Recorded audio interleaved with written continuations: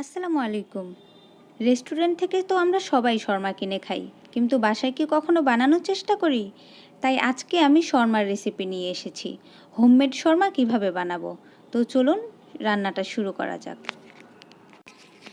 এখানে আমি কিছু মাংসের টুকরা নিয়েছি বড় বড় পিস করে। এগুলো হাড় ছাড়া মাংসের টুকরা। মাংসগুলো আমি ভালোভাবে ধুয়ে পরিষ্কার করে নিয়েছি। এখন মাংসগুলি আমি চিকন চিকন আর লম্বা লম্বা করে কেটে নেব। যতটুক চিকন করতে পারবেন ততটুক চিকন করে কাটবেন, তাহলে মাংসটা তাড়াতাড়ি সিদ্ধ হয়ে যাবে। আমি দেখিয়ে দিচ্ছি আমি কিভাবে চিকন করে কেটে নিয়েছি। আমি মাংসগুলো চিকন করে কেটে নিলাম। চেষ্টা করবেন কম চর্বিযুক্ত মাংস নেওয়ার, সলিড মাংস যেগুলোতে থাকে ওই পিসগুলো নেওয়ার। আর এভাবে চিকন করে কেটে নেবেন, তাহলে রান্নাটা খুব ভালো হবে। তো এই তো এখন আমি মাংসটা ম্যারিনেট করতে চলে যাব। মাংসটি ম্যারিনেট করার জন্য 1 টেবিল চামচ টমেটো সস,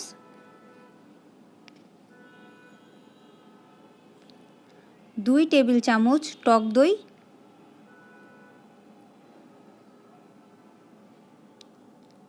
1 চামচ মাংসের মশলা। আপনারা যে কোনো মাংসের মশলা নিতে পারেন, প্যাকেটের অথবা বানিয়ে নিতে পারেন।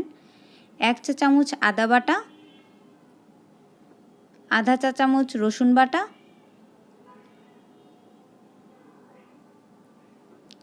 1 টেবিল চামচ পেঁপে বাটা। এখানে পেঁপে বাটাটা ব্যবহার করেছি কারণ মাংসটা যেন নরম হয়। পেঁপে বাটা আপনারা যদি নরম মাংস পছন্দ করেন তাহলে অবশ্যই পেঁপে বাটা দিবেন, দেখবেন মাংসটা খুবই নরম হয়ে যাবে। আর পরিমাণ মতো লবণ দিয়ে ভালোভাবে মাখিয়ে নেব। ভালোভাবে মাখিয়ে নিতে হবে। মাখানোর পরে মাংসটি আমি ম্যারিনেট করব ওভারনাইট, সারা রাত ম্যারিনেট করব, তাহলে এর স্বাদ দ্বিগুণ বেড়ে যাবে। শর্মার পিটা ব্রেড বানানোর জন্য এখানে লাগবে 6 টেবিল চামচ কুসুম গরম পানি। তার মধ্যে দিয়ে দিলাম 1 টেবিল চামচ চিনি, চিনিটা কম বেশি করতে পারেন। 1 চা চামচের মতো ইস্ট। এখন এটা 5 মিনিট রেখে দেব যেন পানির সাথে ইস্টটা ভালোভাবে মিশে যায়।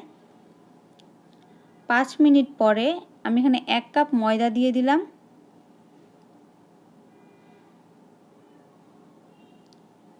আর 1 চা চামচেরও কম লবণ দিয়ে দিলাম।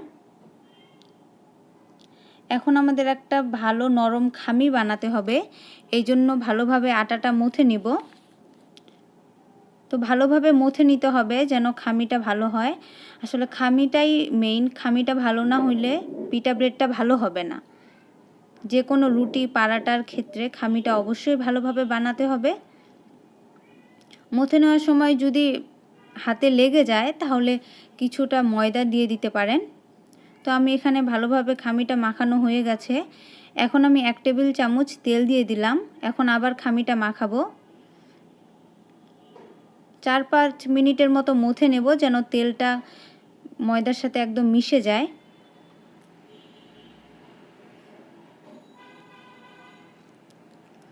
আমার খামিটা হয়ে গেছে। এখন এটা রেস্টে রাখতে হবে, 1 থেকে 2 ঘন্টার মতো রেস্টে রাখবো। আমি 1 ঘন্টা রেখেছিলাম। তো রেস্টে রাখার আগে আরেকটু সামান্য তেল দিয়ে মাখিয়ে নেব।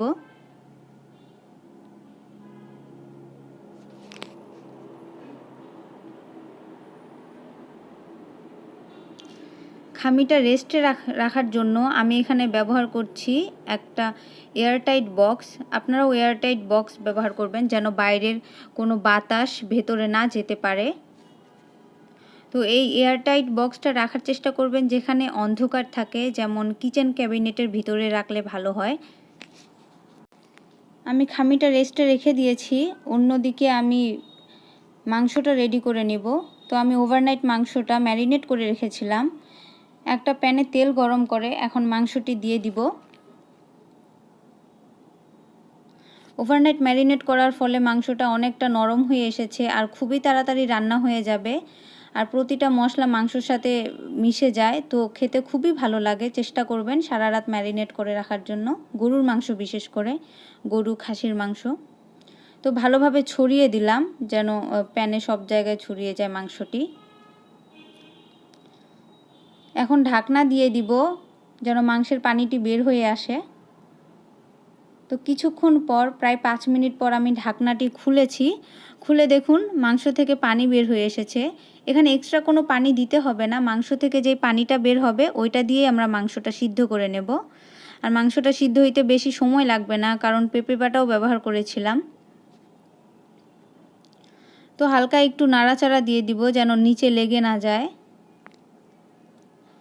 নাড়াচাড়া করে আবার কিছুক্ষণ ঢেকে রাখবো যেন মাংস থেকে ভালোভাবে পানিটা বের হয়ে আসে, কারণ ওই পানিতেই মাংসটা সিদ্ধ করে নেব। তো প্রায় 10 মিনিটের পর আমি আবার মাংসটা চেক করলাম।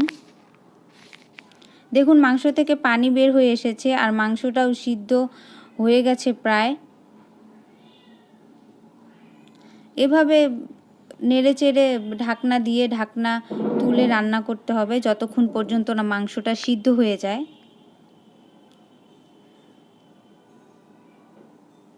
আমার মাংসটা সিদ্ধ হয়ে গেছে, আমি আপনাদের দেখিয়ে দিচ্ছি। এই যে দেখুন কতটা নরম হয়েছে মাংসটা। এখন আমি আর ঢাকনা দিব না, এখন হচ্ছে আমি এই ঢাকনা ছাড়াই রান্না করব যতক্ষণ পর্যন্ত না মাংসের সম্পূর্ণ পানিটা শুকিয়ে যায়। আমার মাংসের পানি শুকিয়ে গেছে। তো যখন মাংসের পানিটা শুকিয়ে যাবে তখন আমি কিছু পেঁয়াজ কুচি দিয়ে দিব। এটা অপশনাল, আপনাদের যদি ভালো লাগে দিতে পারেন, আবার নাও দিতে পারেন। তবে দেখবেন পেঁয়াজ কুচি দিয়ে খুবই খেতে ভালো লাগে, তাই আমি ব্যবহার করলাম। এখন আর 5 মিনিটের মতো ভেজে আমি নামিয়ে নেব। তো আমার মাংসটা হয়ে গেছে, এখন আমি মাংসটা নামিয়ে নেব। অন্যদিকে আমি পিটা ব্রেড বানানোর জন্য যে খামিটা রেস্টে রেখেছিলাম, দেখুন সেটি ফুলে দ্বিগুণ হয়ে গেছে আর কতটা সফট হয়েছে। এখন খামিটি আমি আরেকটু মথে নেব ভালোভাবে। এখানে আমি 1 কাপ ময়দা ব্যবহার করেছিলাম। 1 কাপ ময়দার খামি দিয়ে আমি 4টি পিটা ব্রেড বানাবো। তো এই জন্য আমি 4টি ছোট ছোট ডো করে নেব পিটা ব্রেডের জন্য। আর আপনাদের যদি আমার ভিডিওটি ভালো লেগে থাকে রান্নাটি, তাহলে অবশ্যই একটা লাইক দিয়ে দিবেন। আমার ফেসবুক পেজ মোহনাস কিচেন আর ইউটিউব চ্যানেল মোহনাস কিচেনে সাবস্ক্রাইব করে দিবেন আর একটা লাইক দিয়ে দিবেন। তো ডোগুলোকে আমি নর্মাল রুটির মতো বানিয়ে নিয়েছি, যেভাবে আমরা রুটি বানাই। এখন একটা সেঁকে নেব, আমি একটা ফ্রাই প্যানে সেঁকে নিচ্ছি।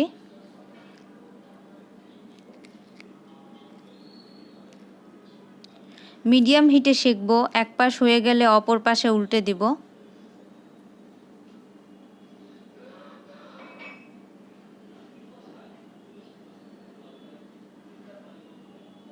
শর্মা খেতে কিন্তু খুবই ভালো লাগে, আমি খুবই পছন্দ করি। তো আপনারা বাসায় বানিয়ে দেখবেন কেমন হয়েছে। ভালো লাগলে অবশ্যই জানাবেন কমেন্টে। তো এক পাশ হয়ে গেলে অপর পাশে উল্টে দিয়েছি আমি। এভাবে চেপে চেপে দিব যেন কোনো অংশ কাঁচা না থেকে যায়, সব পাশে ভালোভাবে রান্না হয়ে যায়।